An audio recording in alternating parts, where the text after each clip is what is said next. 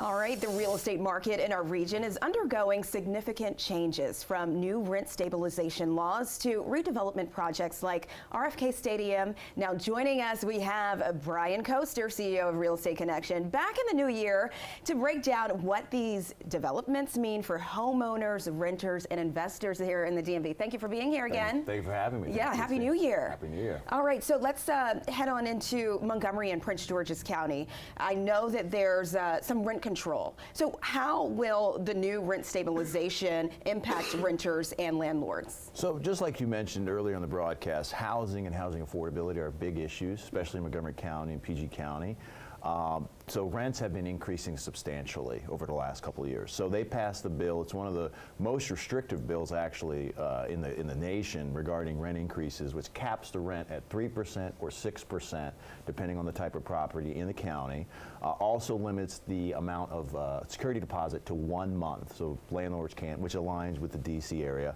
And the goal is to provide stability to the area, right? You have a huge influx of people coming in with administration changes. You have a huge influx of people coming with the different companies, and it's just pricing people out of the corner. So it's something that I think was needed for the area, and it addresses it at a local level, which should be in place. Okay, all right, and then Maryland, Montgomery County still. So the property assessments for 2025 this year.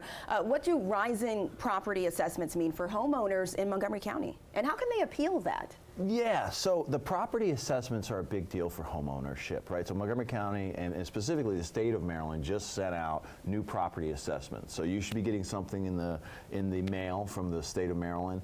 They use mass appraisal techniques to do that. So they're not specific as much to your property as you think. So there's always a case for an appeal, especially when you're talking about 15, 20, 25% increase in your taxes. So as a consumer, what you want to do is you want to contact a real estate appraiser, or you want to contact a real estate broker and get an appraisal, comparable market analysis, so you can appeal that and hopefully lower your tax bill. There's inefficiencies with the way they do these. Not that they're inaccurate, but there's just inefficiencies, and there's always a little bit of wiggle room. So. And that's always good. There's always a little bit of wiggle room for folks. And let's talk about this incoming administration, the Trump administration. Policies, you know, there are going to be different policies. So how would that affect the housing affordability?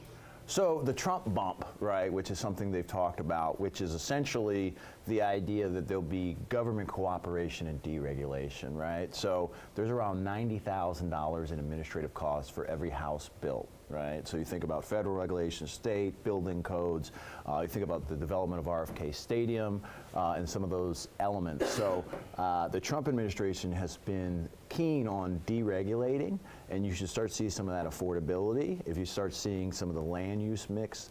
And it's something that in combination I think is going to be good for the area. Yeah, and I'm glad that you mentioned RFK Stadium and, you know, the redevelopment. I know that that's going to bring a positive for the DC market. Yeah, so that Benning Road area has been just, you know, crime-ridden and problematic for the last 10 or 15, 20 years. RFK being put in place in there with some rent stability, with some deregulation in combination with some of the things that are happening is going to revitalize that area that really needs it. So I'm looking forward to that, as well as the job opportunities that are going to come with it. And, you know, DC for the next, you know, 5 to 10 years should be in a really good spot. All right, that sounds really good. Looking forward to 2025. Brian Coester, CEO of Real Estate Connection, thank you so much for being here with us. Thank you for having me. Absolutely.